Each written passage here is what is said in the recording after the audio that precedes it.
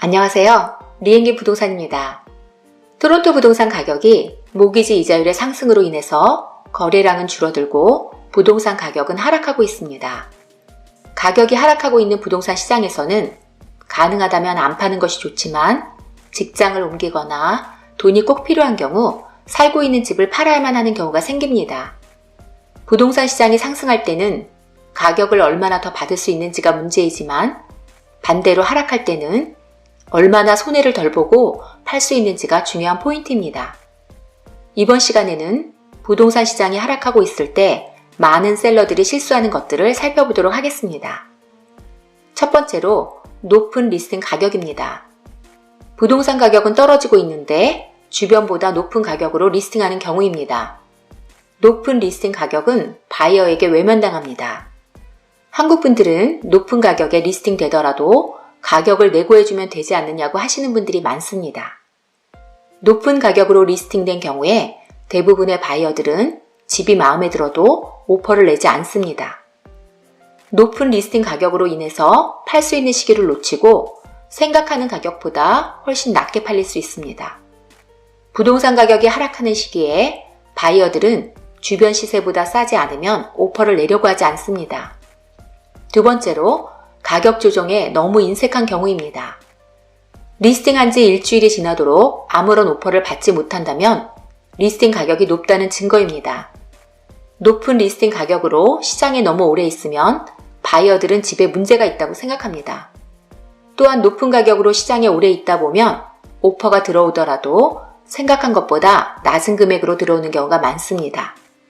리스팅한 지 일주일이 지나도 아무런 반응이 없다면 가격 조정을 하는 것이 좋습니다. 만약 셀러가 팔아도 그만이고 안 팔아도 그만이라고 생각한다면 리스팅을 취소하는 것이 좋습니다. 이런 경우는 집을 팔지 못하고 셀러와 부동산 에이전트가 고생만 하는 경우가 많습니다. 세 번째로 집을 리스팅하기 전에 사전 준비를 하는 것이 좋습니다. 부동산 가격이 상승할 때는 대충 청소만 해도 집을 파는 데는 큰 문제가 없습니다. 반대로 부동산 가격이 하락할 때는 집을 팔려는 셀러는 많고 집을 사려는 바이어는 적습니다.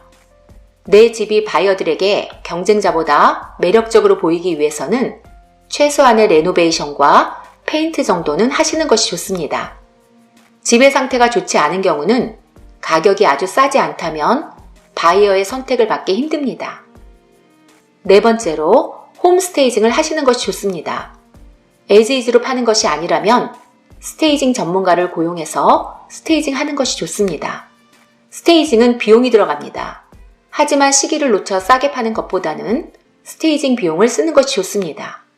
조사에 의하면 콘도의 경우는 큰 차이는 없지만 주택의 경우 스테이징을 한 집은 안 한 집보다 평균 6% 정도 가격을 더 받는 것으로 나타나고 있습니다. 부동산 시장이 하락하고 있을 때 집을 파는 것은 셀러에게 많은 스트레스입니다. 꼭 팔아야만 한다면 과거에 팔린 가격에 너무 집착하지 않는 것이 좋습니다. 중요한 것은 현재 얼마를 받을 수 있는지입니다. 집을 리스팅함으로써 오는 스트레스를 줄이고 보다 좋은 가격을 받기 위해서는 경험이 많은 부동산 에이전트를 고용하는 것이 좋습니다. 콘도나 주택 리스팅을 생각하고 계시는 분은 연락 주시기 바랍니다. 구독과 좋아요, 알림 설정은 좋은 컨텐츠를 만드는 데 큰 힘이 됩니다. 감사합니다.